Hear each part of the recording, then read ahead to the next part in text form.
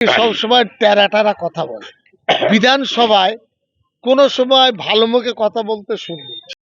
সুতরাং আমরা ব্রাত্য থাকবই। 4.5 বছর প্রায় অতিক্রান্ত, আমাদেরকে কোনো উন্নয়নমূলক প্রোগ্রামে আমাদেরকে ডাকে না। 5ই জানুয়ারি বহরমপুরে উদ্বোধন হয়েছে মুর্শিদাবাদ জেলা বইমেলার। বইমেলার শুরুতেই বিতর্ক অতিথি তালিকা নিয়ে। উদ্বোধনী অনুষ্ঠান শেষে অতিথি তালিকায় কেন ব্রাত্য বহরমপুরের বিজেপি বিধায়ক? প্রশ্নের উত্তরে সরব মন্ত্রী সিদ্দিকুল্লাহ চৌধুরী, দিলেন ব্যাখ্যা, করলেন তুমুল সমালোচনা। যাদের নাম নেই তাদের মধ্যে একটা হলো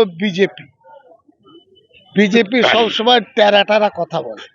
বিধানসভায় কোনো সময় ভালো মুখে কথা বলতে শুনি। 96টি প্রকল্প একটা বিজেপির নেতা বলেছে যে এই প্রকল্প ভালো।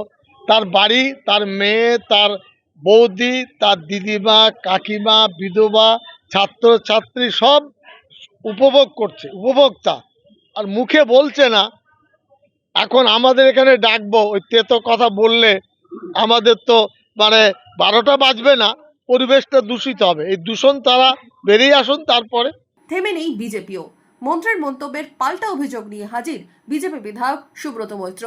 পরিবেশ দূষিত করছে কে? পাল্টা প্রশ্ন ছুড়লেন বিজেপি বিধায়ক। পরিবেশ দূষিত কারা করছে, আর যে বলেছেন তিনি কি করেছেন? 2000 করে মানুষকে বসিয়ে দিয়ে গোটা পশ্চিমবঙ্গকে অচল করে দেব। কি ধরনের মানুষ বসাবে? পশ্চিমবঙ্গে গণতন্ত্র চলছে না, পশ্চিমবঙ্গে একনায়কতন্ত্র চলছে। সেই একনায়কতন্ত্রের যে নায়িকা, সে কোনোখানেই, কোনো দিনই, কোনো জায়গায় আমাদেরকে ভারতীয় জনতা পার্টির বিধায়কদেরকে ডাকেন না।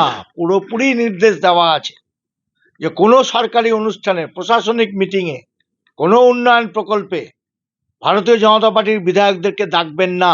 তাহলে পরিবেশ দূষিত কারা করছে আপনারা ভেবে দেখুন। আর যার মুখ থেকে এই কথা শুনেছেন আপনারা, সে কি করেছে সেটাও একবার উল্টে দেখে নেবেন। অভিযোগ পাল্টা অভিযোগে তরজা চলছেই। তুঙ্গে উঠছে তৃণমূল বিজেপি তরজা। বিধানসভা ভোটের আগে ক্রমশ চড়ছে রাজনীতির পারদও। Bureau report, imagine community media.